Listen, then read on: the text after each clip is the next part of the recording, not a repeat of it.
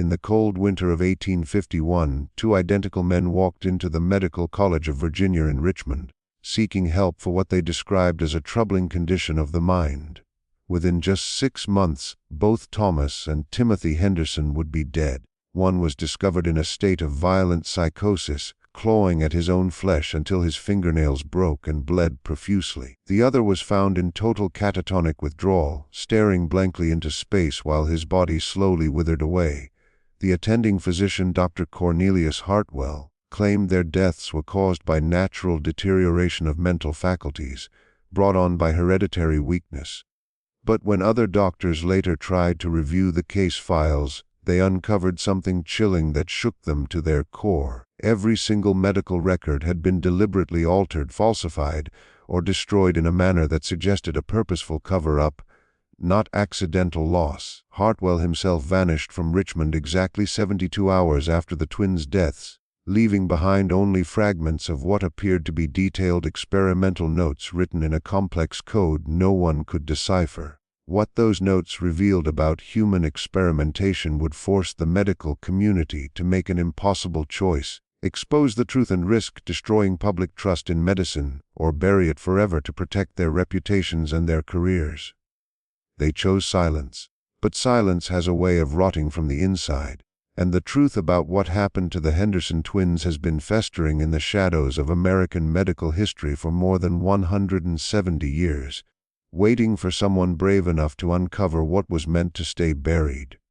Before we continue the story of the Henderson twins and the dark secrets that died with them, make sure you're subscribed so you never miss these deep dives into America's most disturbing historical mysteries. Also, let us know in the comments what state you're listening from. We love hearing from our audience across the country.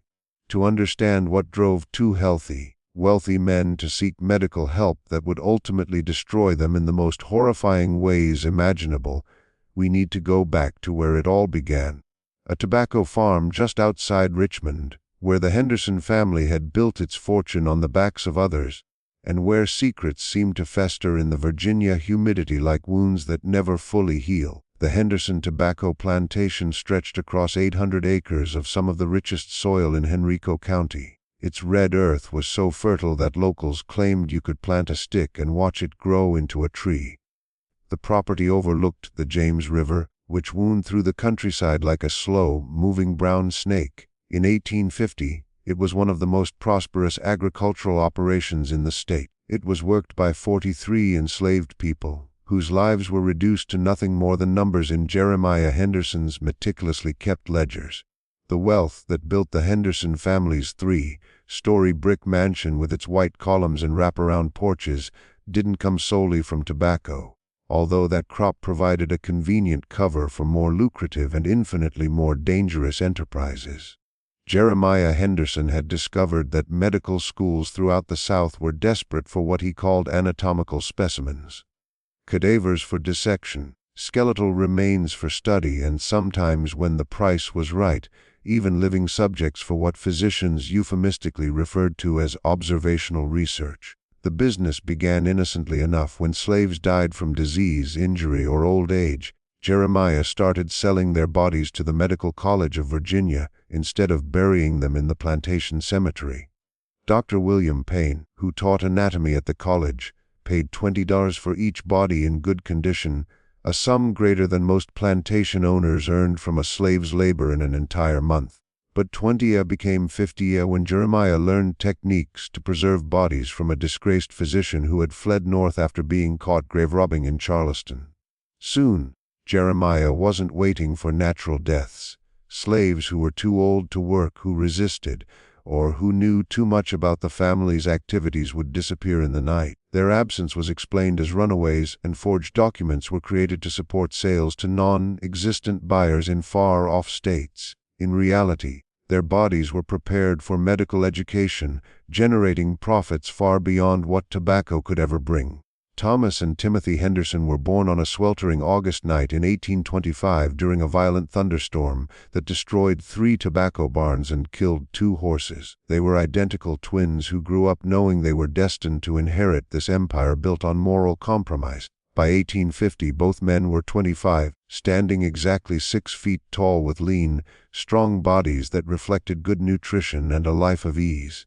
They shared the same dark hair that curled slightly at the collar, the same pale skin that burned quickly in the Virginia sun, and the same cold gray eyes that seemed to reflect light without ever showing warmth, eyes that servants said could look right through a person as if they weren't really there. Thomas, born 7 minutes before the storm's peak, had always been the more physically aggressive twin.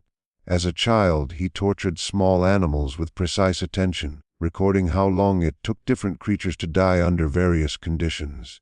He was quick to anger and quicker still to violence. But his rage was never uncontrolled. Thomas approached violence as other men approached business, methodically, efficiently, and always aiming for maximum effect. Timothy, born as the storm began to subside and the first pale light of dawn touched the horizon, possessed a disturbing calm that unsettled anyone around him. Where Thomas would explode, Timothy would simply stare with those cold gray eyes until the person before him shifted uncomfortably or looked away. He had learned early that silence could be more intimidating than shouting, that a quiet, controlled threat often worked far better than dramatic pronouncements. The twins were educated by private tutors, as was customary for wealthy plantation families, but their lessons were far from ordinary. Jeremiah, obsessed with what he called scientific advancement and the pursuit of empirical knowledge, encouraged his sons to observe and participate in the family's secretive activities from a young age. By 12, the boys had watched their father oversee the systematic murder of troublesome slaves. By 15, they were helping prepare bodies for sale to medical institutions. By 20, they were active participants in what Jeremiah called the family business. From childhood, Thomas and Timothy learned to view human beings as commodities, things to be bought, sold, and experimented upon. They watched their father test poisons on slaves to determine lethal doses for physicians, and they observed surgical procedures on living subjects without anesthesia, all under the guise of medical research, but really to satisfy the sadistic curiosity of paying doctors. Richmond in 1851 was a city caught between the genteel traditions of the Old South and the ambitious scientific aspirations of a new generation of doctors who valued progress over morality. The Medical College of Virginia, founded in 1838, was quickly gaining a reputation as a progressive institution, willing to push boundaries that other schools avoided out of ethical hesitation. The college occupied a striking Egyptian-style building on Marshall Street, its unusual design making it one of Richmond's most recognizable landmarks. Its architecture, inspired by ancient Egyptian temples, was meant to suggest that medical knowledge was mysterious, sacred, and sometimes secretive. Dr. Cornelius Hartwell arrived in Richmond in the spring of 1850, bringing prestigious credentials from the Philadelphia College of Medicine and new theories about human behavior that he claimed could revolutionize medicine. Hartwell was tall and thin, in his early 40s, with prematurely gray hair and piercing blue eyes that seemed to record everything they observed. His hands were large and steady, with long fingers that moved with the precision of someone used to delicate work. Hartwell's theories held that criminal tendencies, mental illness, moral weakness, and personality traits were not shaped by environment or upbringing, but were biological conditions that could be measured, manipulated, and sometimes cured through chemical treatments and behavioral techniques. He published several obscure papers suggesting that the human mind was a complex chemical system that could be tuned like a machine or an instrument. Most controversially, Hartwell believed identical twins were the perfect subjects for controlled experiments. Since twins shared identical bodies, any differences in how they reacted could be attributed to the experiment alone, not individual biology or experience. One twin could serve as a control, while the other received the experimental treatment, providing an ideal test case for his theories. There was clear evidence of the treatment's effectiveness. These ideas had made Hartwell something of an outcast in Philadelphia medical circles, where his peers considered his methods dangerously radical and possibly unethical. But in Richmond, where the medical community was younger and more open to controversial approaches, Hartwell discovered a more welcoming audience. The Medical College of Virginia offered him a position as assistant professor of mental medicine, giving him lab space and a small budget for research supplies. What the college leaders didn't know was that Hartwell had been forced to leave Philadelphia after accusations surfaced that he had carried out unauthorized experiments on patients at the Pennsylvania Hospital for the Insane. While nothing had been legally proven, rumors continued that several patient deaths could be linked to Hartwell's experimental procedures. The Philadelphia medical establishment quietly encouraged him to leave, wanting to avoid a scandal that might damage the reputation of Pennsylvania's medical education. The first sign that something had gone horribly wrong at the Henderson plantation appeared on a harsh February morning in 1851. Timothy Henderson came to the front door of the family mansion just as the sun rose over frost-covered tobacco fields. He was completely naked despite the freezing air. His pale skin was mottled blue and purple from the cold. Blood covered his hands and forearms, not his own blood, but fresh enough to drip steadily onto the white marble steps. In his right hand he carried a long-handled shovel, the metal blade crusted with dirt and what appeared to be fragments of bone and hair. Deep scratches marred his face and arms, as if he had fought his way through thick, thorny brush in total darkness. His gray eyes, usually sharp and calculating, stared straight ahead with a blank, vacant expression that made it clear he was not fully aware of his surroundings. Jeremiah Henderson, awakened by the noise of his son hammering on the door with the shovel, found Timothy standing motionless on the porch, swaying slightly as though he might fall at any moment. When asked where he had been or what had happened, Timothy could only repeat a single phrase in a flat, emotionless tone: "The specimens are walking. The specimens are walking. The specimens are walking." Thomas, roused by his father's shouting, came out of the house and saw his twin brother in this terrifying state. For the first time, Thomas felt real fear regarding something Timothy had done. The twins had shared secrets and committed acts of violence together many times, but Timothy's present condition suggested something beyond their usual cold, calculated cruelty. It took nearly an hour for Thomas to discover the source of the blood on his brother's hands.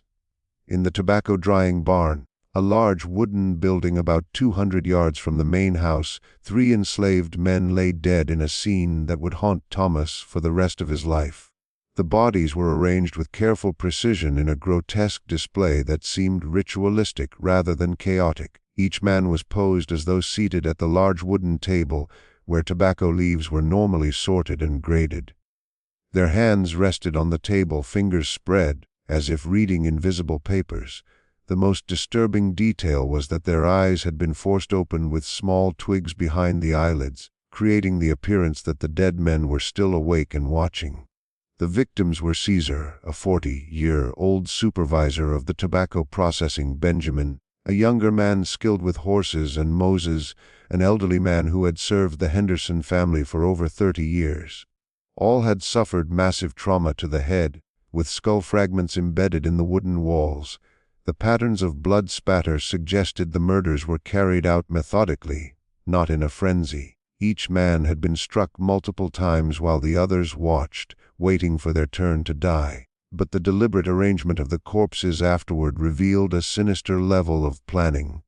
Someone had taken great care to position each body perfectly, adjusting their posture repeatedly to achieve the desired effect. Candle stubs scattered around the table suggested that the work had been done by flickering light, adding a darkly ceremonial aspect to what might otherwise have been simple murder. Timothy had no memory of killing the men or arranging their bodies. When confronted with the blood on his hands, the shovel, his presence at the scene, and no other likely suspects, he stared blankly and insisted he had been asleep in his bed the whole night. His voice remained flat and detached, as if speaking about the weather rather than multiple murders. Thomas, usually protective of his twin and familiar with covering for Timothy's violent acts, was profoundly disturbed by his brother's total emotional absence. Previously, when Timothy had participated in their father's grim business or harmed enslaved people, he had shown some emotion, satisfaction, excitement, or mild disgust. Now he appeared completely disconnected from reality, as if the person who committed the murders was someone else entirely. Jeremiah Henderson, more concerned with shielding the family's reputation and business than seeking justice, made a decision that would prove disastrous for his family. He chose not to involve local authorities, fearing they might ask uncomfortable questions about the plantation. Instead, he told neighboring plantation owners that the three men had escaped during the night. This explanation was widely accepted, as slave escapes were common enough that few questioned the details. The bodies were buried hastily in unmarked graves in swampy soil unsuitable for tobacco. Jeremiah burned the bloodstained clothes and scrubbed the barn thoroughly, though dark stains remained visible on the walls for months. To explain Timothy's condition, the family claimed he had been injured while attempting to stop the enslaved men from running away, suffering scratches and exposure during a failed pursuit through the woods. But the incident had clearly fractured something in Timothy's mind. Within days of the murders, he began experiencing visions of the walking dead. He would sit for hours staring at empty corners, occasionally pointing at nothing and whispering about specimens only he could see. Sleep became impossible. He wandered the halls at night, muttering conversations with invisible figures. Thomas, meanwhile, was tormented by violent nightmares growing more vivid each night. In his dreams, he saw the murders from different viewpoints, sometimes as Timothy feeling the shovel strike flesh and bone, sometimes as one of the victims, helplessly watching, and sometimes as a detached observer noting the efficiency of the killings. The dreams were so vivid that he often woke believing his own hands were covered in blood. More troublingly, Thomas began feeling a growing compulsion to replicate his brother's acts. It started as curiosity about technical details, how much force it took to crush a skull, whether the victims screamed, what their final thoughts might have been, but slowly turned into an urgent need to experience it himself.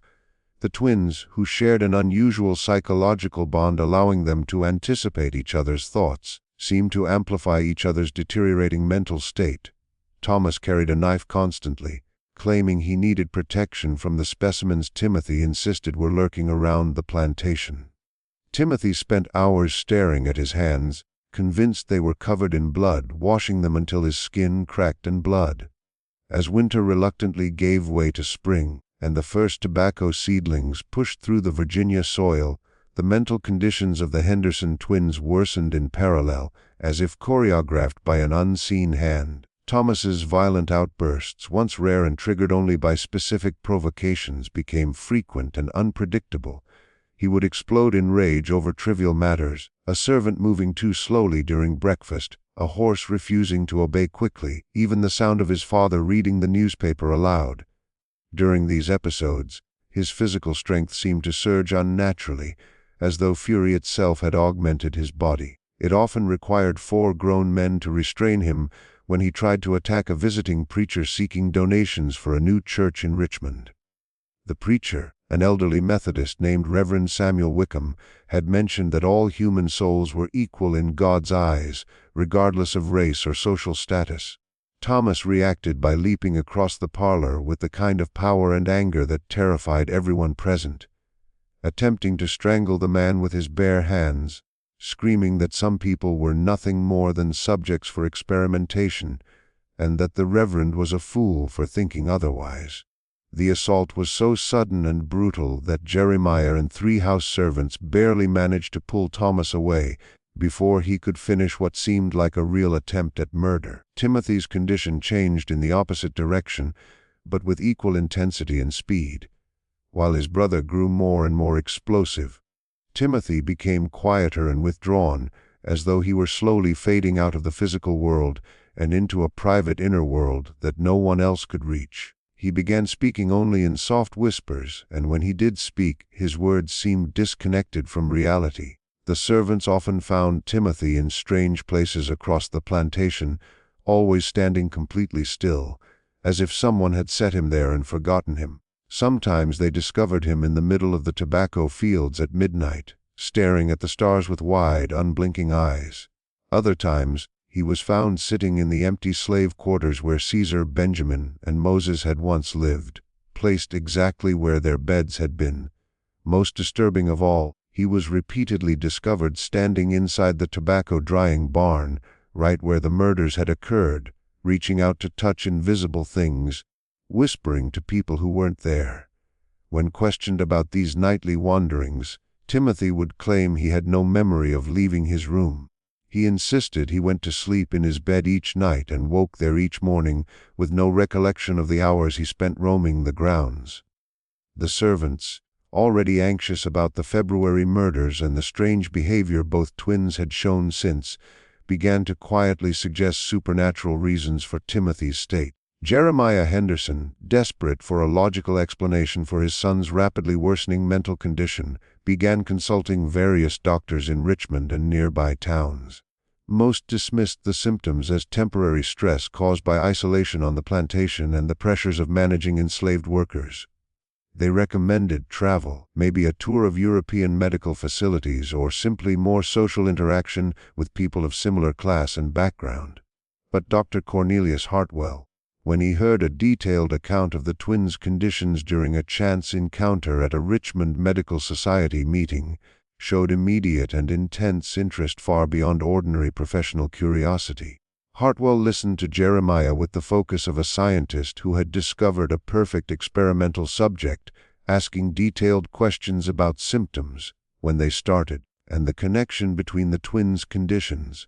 What fascinated Hartwell most was the striking contrast between Thomas and Timothy. One twin was becoming violent while the other retreated into himself, presenting a naturally occurring experiment in extreme behavior that could reveal important insights into the biological basis of personality. Their identical genetic makeup made them even more valuable, because any differences in mental state could be studied as purely psychological rather than physical. Hartwell arranged to visit the Henderson plantation on a warm March afternoon, ostensibly to examine the twins and provide medical guidance to help restore them. The 3-hour carriage ride from Richmond grew rougher as they moved into the countryside.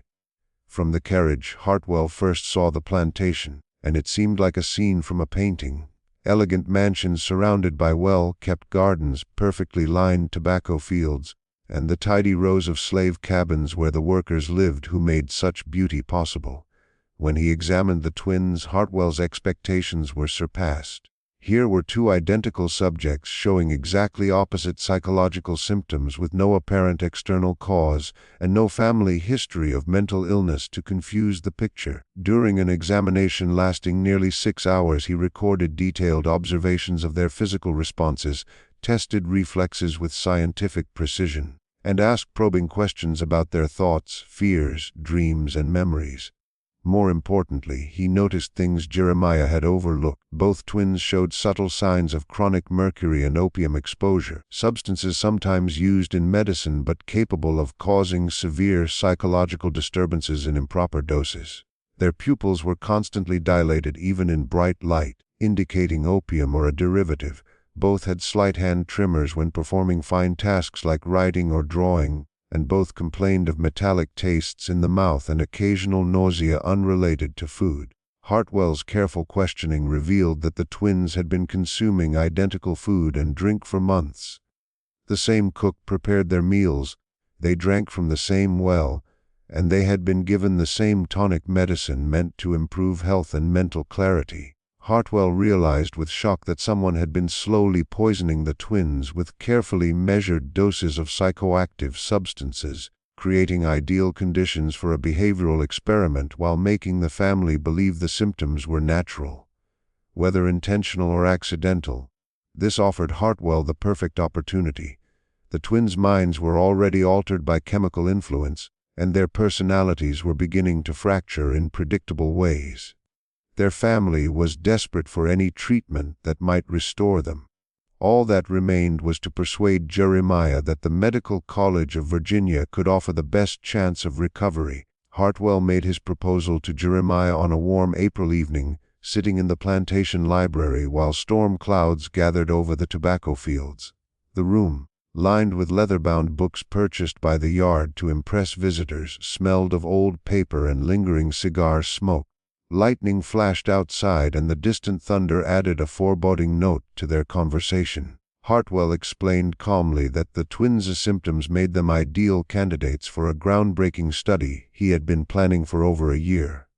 Though disturbing, their condition provided a rare opportunity to study the biological basis of behavior under controlled conditions. With treatment at the medical college, using advanced therapeutic methods, Hartwell believed he could cure the twins' disorders and provide valuable knowledge to mental medicine. Their participation would benefit thousands of future patients with similar conditions.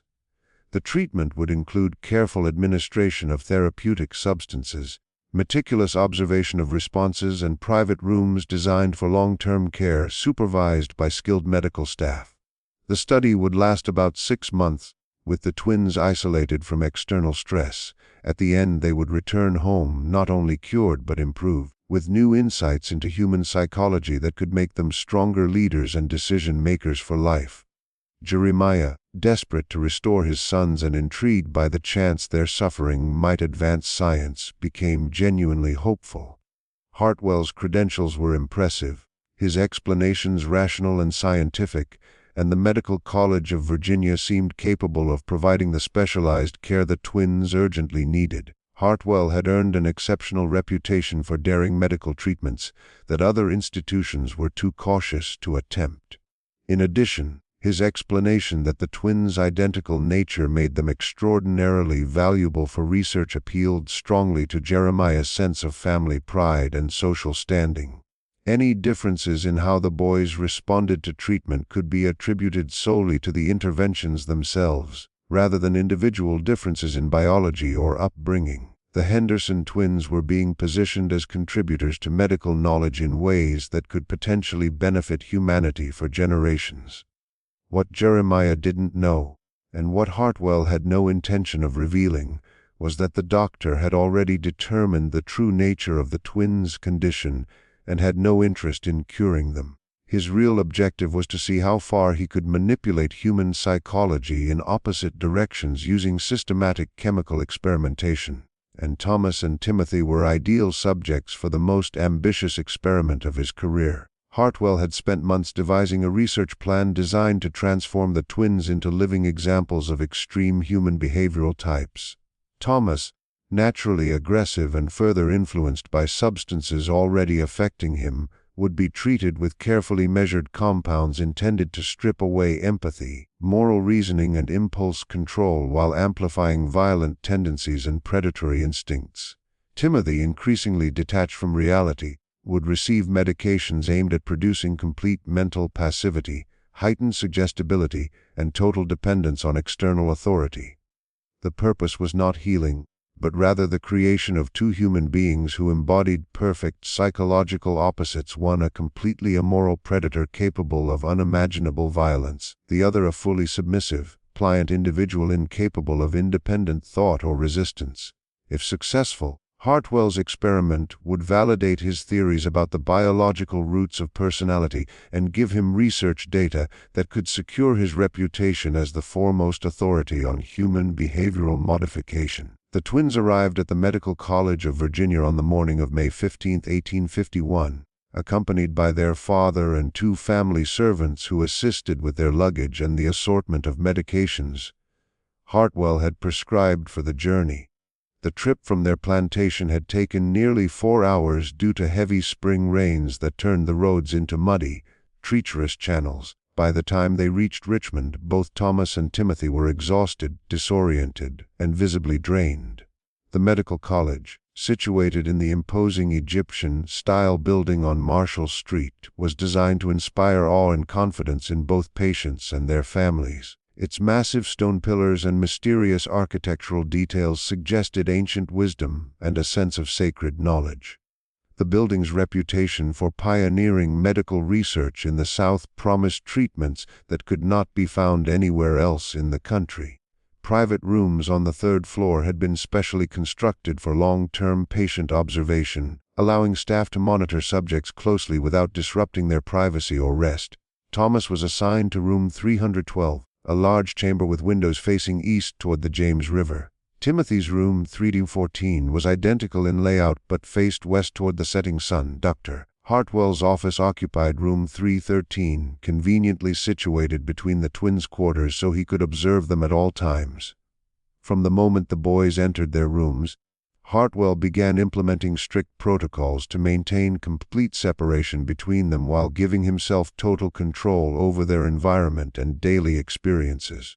He explained to the twins and their father that interaction between the brothers could interfere with the effectiveness of their respective treatment programs, as their psychological states seemed to influence one another in ways that could slow or prevent progress. Complete isolation, Hartwell insisted, was essential for success, and any contact between Thomas and Timothy over the next 6 months might undo weeks of carefully calculated therapeutic work. Their meals would be prepared separately, following individualized dietary requirements. Their daily schedules would be meticulously structured to meet their medical needs. Even access to visitors, reading material, and information about each other would be tightly controlled to prevent outside influences from disrupting their recovery. Jeremiah Henderson, reassured by Hartwell's professional demeanor and thorough explanations, agreed to these conditions without hesitation. He left his sons in what he believed were the safest hands, promising to return in 6 months to collect them, fully healed. As his carriage vanished down Marshall Street, heading back toward the plantation, Thomas and Timothy Henderson began their descent into a living nightmare disguised as medical care. Within the first 2 weeks at the Medical College of Virginia, the differences between Thomas and Timothy became so stark that even casual observers could see something extraordinary was happening in rooms 312 and 314. The transformation was far too rapid and extreme to be explained by ordinary medical treatment. Yet Hartwell's daily reports to the college described consistent progress toward recovery for both boys. Thomas's violent episodes, which had been frequent but manageable at the plantation, escalated to a terrifying degree. During examinations, he would attack doctors and nurses with such sudden ferocity that leather restraints became permanent fixtures in his room. No staff member could enter without at least 2 armed attendants. His physical strength, already formidable, appeared to grow daily, as if the treatments were enhancing both his muscular power and aggressive impulses. His speech changed dramatically, becoming rapid, disjointed, and filled with violent imagery which he delivered in an ordinary conversational tone, making it all the more unsettling. He spoke of elaborate fantasies involving torture and murder, describing them with the same casualness that others might use to discuss the weather or daily routines. Most disturbing, Thomas began claiming he could perceive weaknesses in others just by looking at them. He would stare at visitors and staff with unblinking intensity, then specify the most efficient ways to harm or kill them, as if reading their vulnerabilities directly from their bodies. Remarkably, these observations were often accurate. He correctly identified a nurse's fear of confined spaces, a doctor's weak heart, and a guard's leg injury from childhood, despite having no prior knowledge of these facts. Timothy's transformation, in contrast, was equally rapid but in the opposite direction. Within days, he became completely obedient to any instructions, no matter how humiliating or absurd.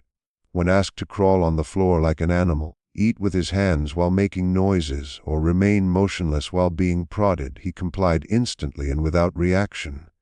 His speech slowed to a barely audible whisper, forcing listeners to lean close, and his conversations became increasingly detached from reality. Questions about his condition would elicit elaborate stories involving imaginary people, unknown places, and events that never occurred, delivered in a monotone devoid of emotion. Most alarming to staff was Timothy's habit of staring into people's eyes with a vacant, unblinking gaze, as if looking through them rather than at them. Unlike his brother's predatory stare, Timothy's expression seemed empty, as though the person inside him had vanished, leaving only a body capable of responding to stimuli but incapable of independent thought or feeling. Hartwell recorded every detail of their decline with scientific precision bordering on obsession. His daily notes, written in a complex code he had devised for the study, documented their responses to chemical treatments, changes in behavior, sleep patterns, physical symptoms, and his evolving theories on the biological mechanisms behind their transformations. The substances he administered went far beyond conventional medicine. Thomas received daily doses of mercury lead acetate, various opium derivatives, and experimental chemicals sourced through correspondence with European researchers studying what they called behavioral pharmacology. The intent was to systematically destroy the brain regions responsible for empathy, moral judgment, and impulse control, while enhancing areas associated with aggression and predation. Timothy's regimen involved different, equally dangerous compounds, including heavy morphine doses combined with experimental sedatives, memory-altering chemicals, and other substances Hartwell believed would render him entirely dependent on external guidance. Authority was granted to even make the most basic decisions. The goal was to break Timothy down to a state of total psychological submission, leaving him unable to think independently or resist any command. Other medical staff at the college began raising serious doubts about Hartwell's methods as the twins' conditions worsened to the point of being impossible to ignore. Edmund Carver, an anatomy instructor with 30 years of experience handling unusual medical cases, noticed that Hartwell was using substances that were completely unrecognized in standard medical practice. When Carver tried to review Hartwell's treatment notes and research records, he was told the information was confidential and that any outside interference might jeopardize the twins' recovery. Nurse Margaret Wickham, the daughter of the Methodist preacher whom Thomas had attacked at the plantation, had been assigned to help with the daily care of both patients. What she saw during her shifts left her deeply disturbed and convinced that something horrific was being hidden under the guise of medical research. She began keeping her own private records of the twins' conditions, noting changes that seemed impossible to produce through any legitimate medical treatment. According to her notes, Thomas had started making detailed plans to kill other patients and staff members, describing specific methods of torture and murder with excitement and technical precision, demonstrating a frightening knowledge of human anatomy. He explained exactly how to break bones to cause maximum pain, which arteries to cut for rapid blood loss, and how to keep victims conscious during prolonged torture. These chilling discussions were delivered in calm, friendly tones, making them far more terrifying than if he had been shouting or ranting. Meanwhile, Timothy had become so passive that he would not eat, drink, move, or even breathe deeply unless specifically instructed. Nurse Wickham found that she could place Timothy in any position, and he would remain frozen like a living statue for hours, as if an artist had carefully posed him. His responses to questions grew slower and slower, as though the words had to travel great distances in his mind before reaching the part of his brain able to answer. The most alarming aspect of Timothy's state was his apparent lack of self-preservation. When accidentally burned by a hot lamp during an examination, he showed no reaction and made no effort to move away. When deliberately pricked with needles during tests, he watched the blood flow with mild curiosity, showing no understanding that the wounds were on his own body.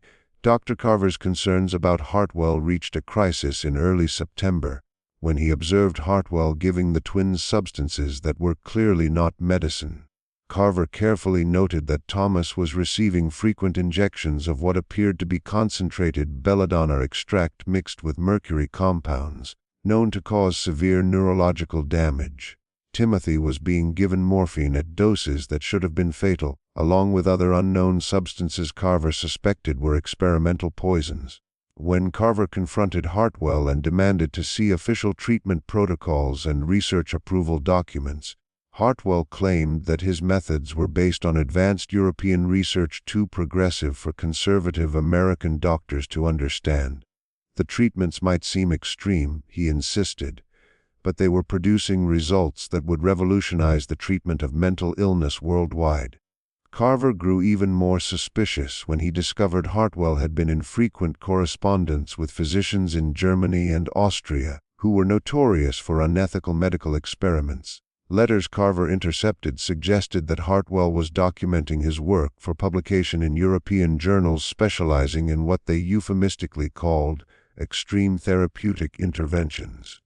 As the faculty's concerns about Hartwell reached a critical point, with several staff members preparing to demand a formal investigation, Timothy Henderson vanished from his room during the night of October 12, 1851. The circumstances of his disappearance were immediately suspicious to anyone familiar with his condition. His door was unlocked the next morning, despite strict rules requiring rooms to be secured at all times. His bed appeared slept in, yet his personal belongings were untouched, and there were no signs of struggle or forced entry. Most perplexing was that Timothy left the building despite having been entirely incapable of independent action for weeks. Dr. Hartwell's explanation raised more questions than answers. He claimed Timothy had mentioned feeling homesick and likely tried to walk back to his family's plantation, even though the property was 12 miles away and Timothy had shown no ability to think or act independently for months. Hartwell suggested that the treatments had been more effective than anyone realized, giving Timothy enough mental function to plan and carry out his escape.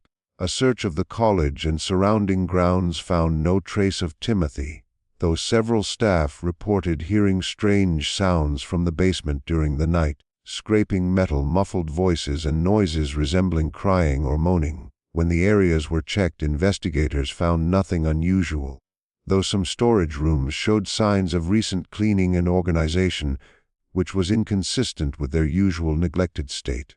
Thomas's reaction to his brother's disappearance was immediate and more terrifying than anything seen in months of treatment. When informed Timothy was missing, he erupted in a rage lasting nearly 6 hours, smashing furniture, gouging deep scratches in the walls with his nails, and shouting threats toward everyone in the building with terrifying specificity. Staff members were so alarmed that several requested transfers to other departments. This outburst was unlike his previous violent behavior in both intensity and duration. Thomas seemed to have superhuman strength, breaking through leather restraints that should have been impossible to escape. His threats were deliberate and detailed, describing exactly what he would do to each person, how he would track them to their homes, what he would do to their families, and how long he would prolong their suffering using various torture techniques. When the episode finally ended, Thomas claimed to have no memory of it and repeatedly asked when he would see his brother again. His voice was calm and rational, as if the 6 hours of monstrous fury had never happened. This rapid shift from extreme violence to apparent normalcy convinced several staff that Thomas was no longer suffering from natural mental illness, but had been deliberately turned into something inhuman. The truth about Timothy's disappearance emerged 3 days later, when a maintenance worker named Samuel Potts made a discovery that haunted him forever. Potts had been sent to the college basement to retrieve supplies for a chemistry class when he noticed a strange smell from a room usually used to store anatomical specimens. The odor was unmistakably decomposing flesh, but with chemical hints suggesting some preservation attempt.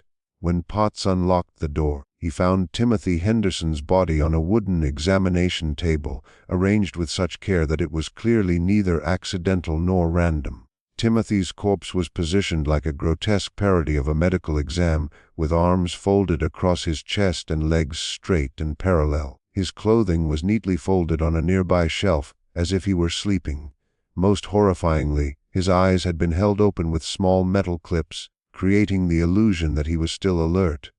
Examination revealed Timothy had been dead at least 48 hours, meaning he was killed shortly after his supposed disappearance, rather than dying elsewhere.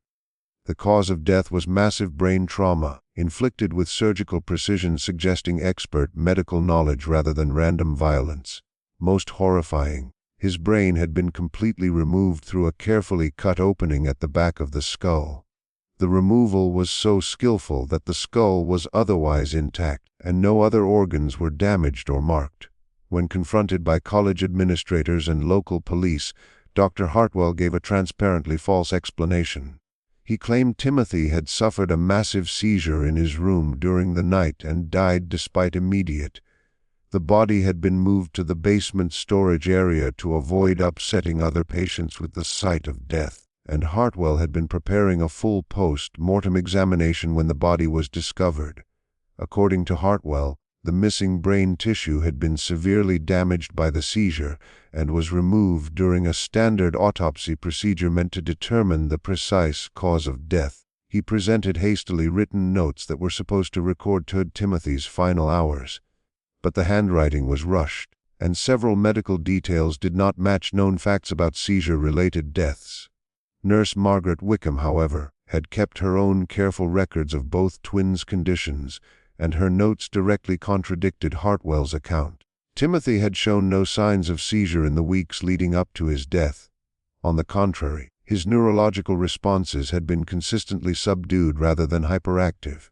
More importantly, she had personally checked on Timothy just hours before his supposed death and found him in his usual catatonic state, showing no signs of distress or medical emergency. Most damning, Wickham had seen Dr. Hartwell enter Timothy's room late the night he disappeared, carrying a leather medical bag that clinked with the sound of metal instruments and wearing surgical gloves normally reserved for experimental procedures. At the time, she assumed he was conducting a routine examination, but in hindsight, the timing seemed far too coincidental to be innocent. When college officials demanded Hartwell's complete treatment records for both twins to understand how Timothy's condition had deteriorated so quickly, they found that much of the documentation had been destroyed or rendered unreadable, apparently through deliberate water damage. The remaining fragments were written in Hartwell's coded system, but the decipherable parts revealed a pattern of systematic torture disguised as medical research. References to behavioral modification through chemical treatments and experiments pushing the limits of human psychology suggested work far beyond any accepted medical practice. Detailed charts documented the twins' reactions to various combinations of toxic substances, including notes on increasing doses to push their mental states to extreme limits. Even more alarming were Hartwell's theoretical writings about creating perfect specimens of human behavioral types through precise manipulation of brain chemistry. He clearly regarded Thomas and Timothy not as patients to treat, but as laboratory subjects to experiment upon until they exhibited the traits he wanted to study. Thomas Henderson's psychological collapse began when Dr. Carver informed him of his twin brother's death, insisting on delivering the news personally instead of allowing Hartwell to control Thomas's reaction. Thomas initially responded with complete silence. He stared at the wall of his room for nearly an hour without moving, speaking, or even blinking, as if his mind had simply stopped functioning. Then, without warning, he began laughing, at first softly, then with a terrifying intensity surpassing even his prior episodes of rage. The laughter continued for hours, broken only by bouts of violent sobbing and incoherent screams about the specimens walking again, and the doctor's perfect experiment. His voice echoed through the building, disturbing other patients so severely that some had to be sedated. During the rare moments of lucidity, Thomas made statements that haunted everyone who heard them. He claimed that Dr. Hartwell had been giving them medicine that changed who they were inside, deliberately making one of them a killer and the other a victim. He described watching his personality vanish under the chemical treatments, feeling himself become something monstrous he could neither control nor comprehend. Most disturbing, he revealed details of Hartwell's experiments never officially documented. He said he had been forced to watch through hidden panels as Timothy underwent increasingly brutal procedures, and that Hartwell had recorded their reactions to witnessing each other's suffering, studying the psychological bonds between identical twins. Thomas's testimony suggested that the experiments were designed not only to alter individual behavior, but also to observe how psychological torture of one twin affected the other. Hartwell had deliberately traumatized Timothy while observing how Thomas's awareness of his brother's suffering influenced his own violent tendencies. The revelations implied that both twins were conscious victims of their treatment rather than passive subjects, and that their final mental states were the results of months of calculated torture, not unexpected side effects of experimental therapy. Thomas Henderson died on October 18, 1851, exactly 1 week after his brother's body was found in the college basement. The official cause of death was listed as acute mental exhaustion leading to cardiac failure, but physicians noted that his final hours showed symptoms consistent with severe chemical poisoning rather than a natural psychological decline. His last 12 hours included convulsions, dangerously high body temperature, a heart rate too fast to measure, and breathing so shallow it appeared he had stopped entirely at times. These signs suggested massive organ failure caused by toxic substances rather than simple mental exhaustion. His final words, spoken clearly to Nurse Margaret Wickham moments before losing consciousness for the last time, were, "Tell them what the doctor made us into. Tell them we were people before he started changing us. Tell them the specimens were walking because he made them walk."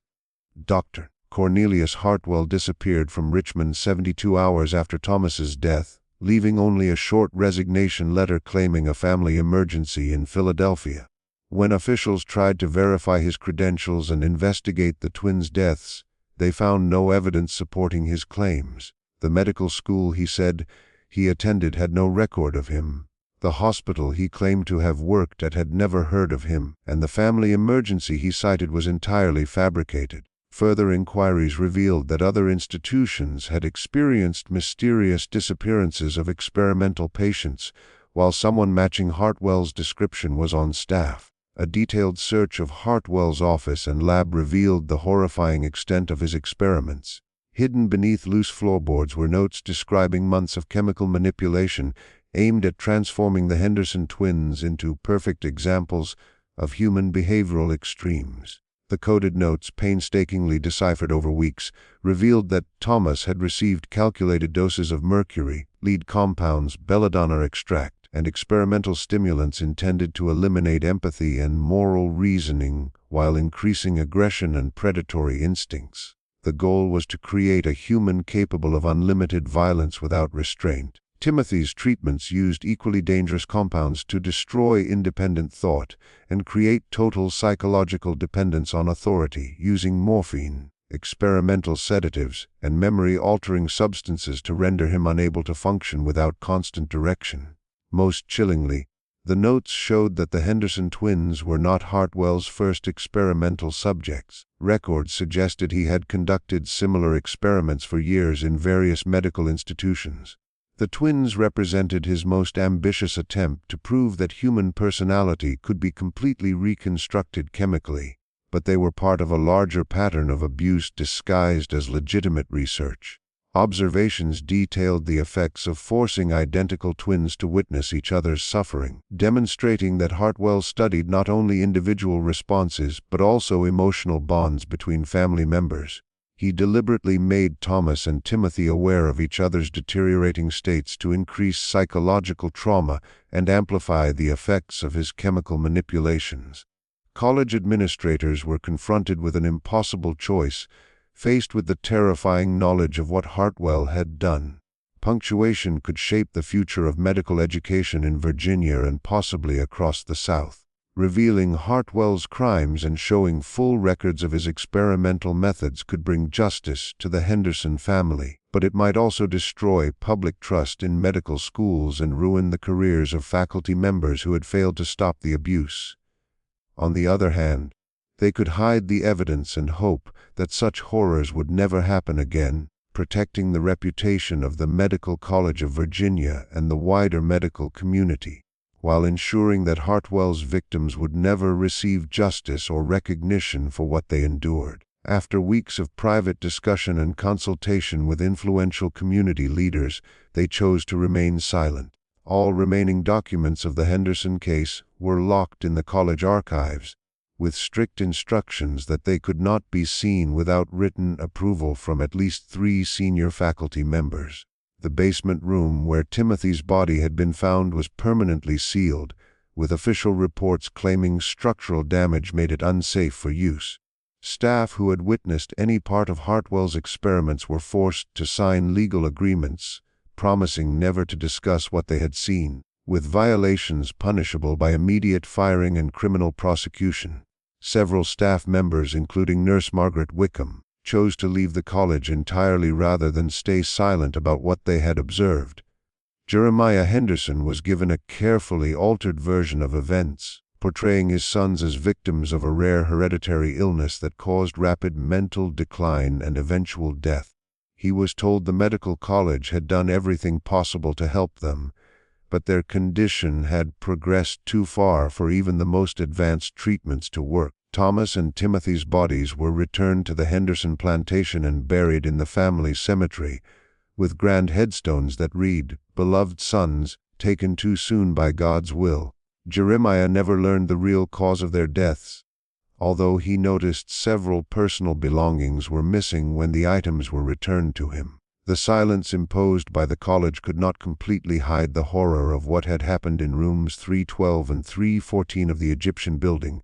Nurse Margaret Wickham, despite her confidentiality agreement, told her sister about the experiments before leaving Richmond forever to work at a hospital in Baltimore. Dr. Edmund Carver, haunted by his failure to intervene more forcefully when he first suspected Hartwell's methods were unethical, left coded notes in his personal journals, which were found years after his death. Maintenance workers who had cleaned Hartwell's office and labs whispered to each other about the strange equipment and chemical supplies they had seen. Guards who had restrained Thomas during violent episodes told their families about the terrifying strength he displayed and the horrifying things he said regarding what was happening to him and his brother. Over time, these whispers occasionally surfaced in medical circles throughout Virginia and nearby states, quickly suppressed but never completely forgotten. The Henderson twins case became a quiet warning among physicians about the limits of ethical medical research. It reminded them what could happen when scientific ambition outweighed moral responsibility and proper oversight. The story grew more complex as former students and faculty shared bits of information with colleagues at other institutions. Each retelling added new details or emphasized different points, until it was difficult to distinguish confirmed facts from rumor. Some versions focused on Hartwell's experiments, others on the twins' psychological decline, and still others on the institutional cover-up that blocked proper investigation. By the 1880s, the case had become part of the informal oral history of American medical education, mentioned privately whenever physicians discussed the importance of ethics and the dangers of unregulated human experimentation. Medical schools began quietly tightening protocols for approving research on humans, though they did so without ever mentioning the Henderson case explicitly. Today, more than 170 years after Thomas and Timothy Henderson died in the Egyptian building, the Medical College of Virginia remains part of Virginia Commonwealth University's medical campus. The building where they suffered still houses medical education, although the third-floor rooms where they spent their last months are now storage spaces with limited access. Official records of the Henderson case remain sealed in the archives, available only to researchers who show legitimate academic need and agree to strict limits on how the information can be used. Scholars who have gained access report that many critical documents appear to have been removed or destroyed, leaving fragments that raise more questions than they answer. The basement where Timothy's body was found has never been reopened, even with numerous renovations to the building. Construction workers report strange sounds from that sealed section, metallic scraping like surgical instruments being prepared, muffled voices that seem to come through old vents, and sometimes sobbing or laughter echoing through the walls. Security guards working night shifts in the building report unusual events they are told not to discuss with anyone outside the administration. Doors found unlocked despite being secured, lights turning on and off in impossible patterns, and sudden temperature changes in certain areas. Most unsettling are reports from medical students and faculty claiming to see figures on the third-floor hallways during late-night study sessions. Two identical men in 19th-century clothing, visible only peripherally and disappearing when directly observed. These sightings are usually dismissed as stress-induced hallucinations, but they happen often enough that many people avoid being alone in the building after dark. The Henderson family plantation still exists, though it has passed through several owners since Jeremiah's death in 1867. The current owners, operating the property as a historical site, do not know about its connection to the medical college case. The family cemetery where Thomas and Timothy rest is overgrown with Virginia creeper and wild honeysuckle, making their elaborate headstones barely visible. Local historians attempting to research the Henderson family history consistently run into obstacles, suggesting someone still works to keep certain details hidden. Genealogical records are missing from courthouse files, newspapers from the 1850s are incomplete in suspicious ways, and family documents that might clarify the case appear to have been removed from libraries and historical societies. The most persistent researcher, Dr. Sarah Collins of the Virginia Historical Society spent 15 years piecing together the Henderson twin story before giving up in 2018. She concluded that the systematic removal of evidence suggested institutional involvement over generations, meaning whatever happened to Thomas and Timothy was considered important enough that powerful people still felt it necessary to hide. Do you think this story could really have happened? Could experiments like these have been carried out in 1851, when medical regulation was minimal and human rights protections almost non-existent? The techniques Dr. Hartwell supposedly used were theoretically possible with the chemical knowledge of the time, and the cover-up fits patterns seen in other historical cases of medical abuse. Share your thoughts below on whether you think the Henderson twins were real victims, or if this is a horror story built from historical fears about unchecked scientific research. Could evidence of such cases still be hidden in medical archives, waiting for researchers brave enough to ask the right questions? If you found this investigation disturbing and compelling, subscribe to our channel to stay updated on America's darkest historical secrets. Hit the notification bell to know when new content is released. And share this story with someone who is interested in mysteries that challenge what we think we know about history. The truth about human experimentation in American medical history has often been more horrifying than fiction. Sometimes the scariest stories are those institutions refuse to acknowledge. The line between historical fact and fiction can be surprisingly thin, especially when powerful groups have reasons to bury certain truths. The Henderson twins may be gone, but their story reminds us that the cost of scientific progress has sometimes been paid by people who never consented to be part of history's darkest experiments.